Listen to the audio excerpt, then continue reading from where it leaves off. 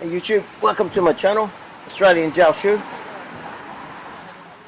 There's an election in Australia,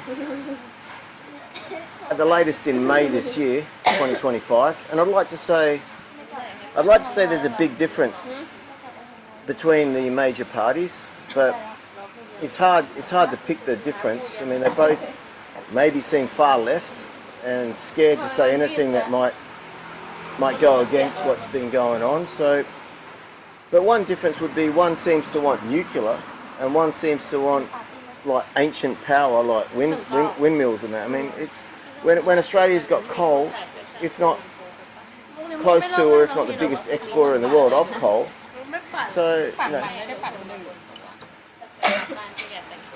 and with something like 1 in 8 Australians living in poverty, you'd think they've got better things to do than worry about things like The Voice or nuclear or wind farms or anything when we've got coal.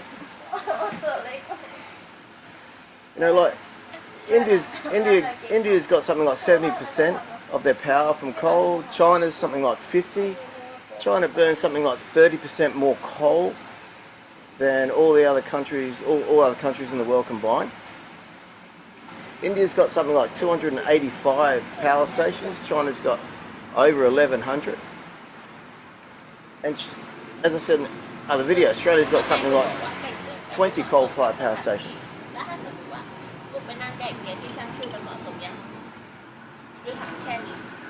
Now in China's got, apparently they've got technology now where in the coal-fired power stations, for every metre of smoke, they can strip out most of the NXO, most of the N2O, the nitrous oxide. They can get that down to about 20 mg per metre of smoke. They can get like most of the sulphur, most of the fine dust, not all, and they can strip out something like 90% of the CO2. Now, for these Western countries, like the UK's got something like 1 in 5 people living in poverty, and Canada's pretty close as well, I think, or maybe. But like, if all these Western countries, they have to go down this CO2 rabbit hole, then there's CCS, carbon capture and storage.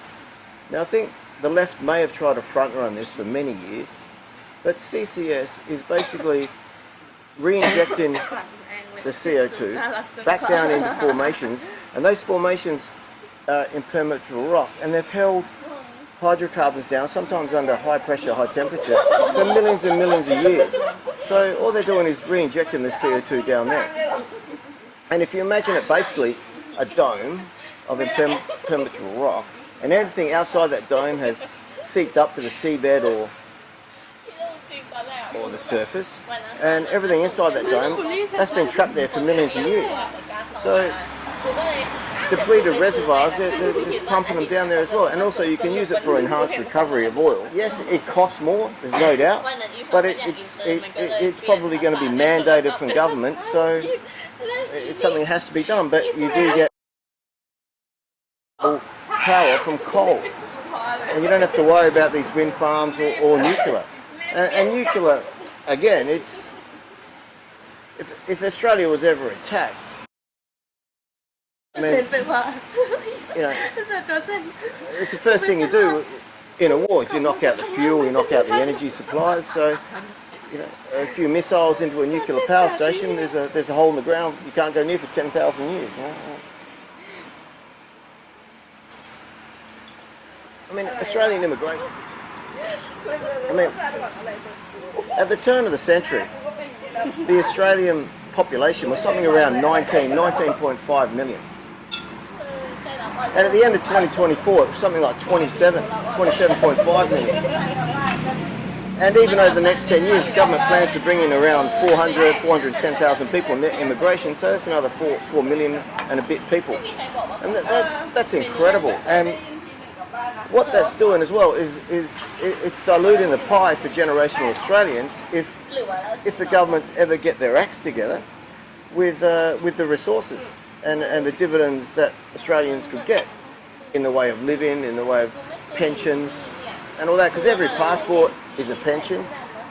And although I've said before on this channel that I'm pro-immigration, I'm a pro-immigration guy, but I think the whole immigration system has to be re-looked at and reset in Australia. I mean, look, I would say this next election, there's three major things that there's probably a lot, but definitely three major things that need to be looked at, and that would be immigration, energy, and tax and regulation.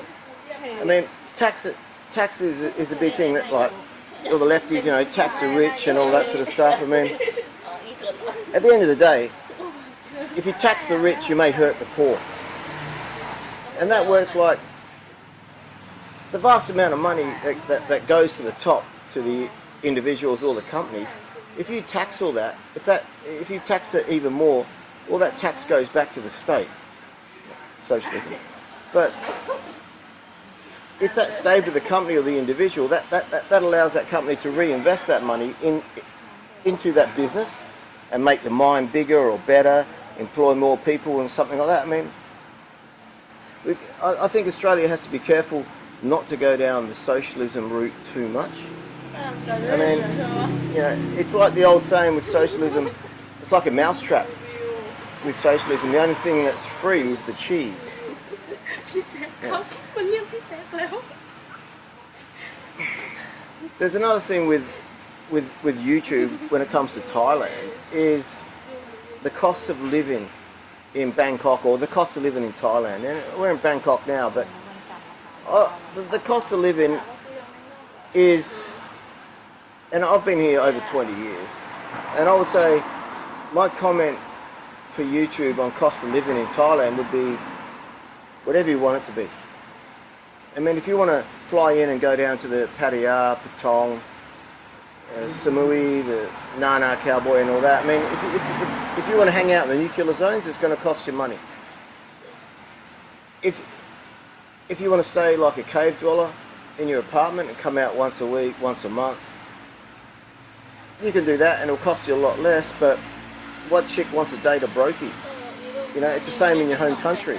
If you're in your home country and you just stayed in your apartment or your house the whole time, I mean, what chick wants to date someone like that as well? That's from a guy's perspective. I mean, you might want to, you know, you might train at the gym, boxing or weights, come home, go do that, but that'll cost you money at the gym too. It costs you money for your supplements and everything like that. So to say, let's just say Bangkok, to say Bangkok's cheap, I would disagree with that. It was a lot cheaper 20 years ago, there's no doubt about that, but it's going to cost you money. And I don't know how people put numbers on it, because I just don't know how people put numbers on it, because it's so individual. But look, if you made it this far, thanks for watching. And if you have subscribed to the channel, I really appreciate that. And maybe sometime you'll be drunk in some bar in Laos or Thailand, and something that gets said on this channel, you think, oh, that half cut Australian, you know, he said that, but you know. But look, thanks for watching. I really appreciate it.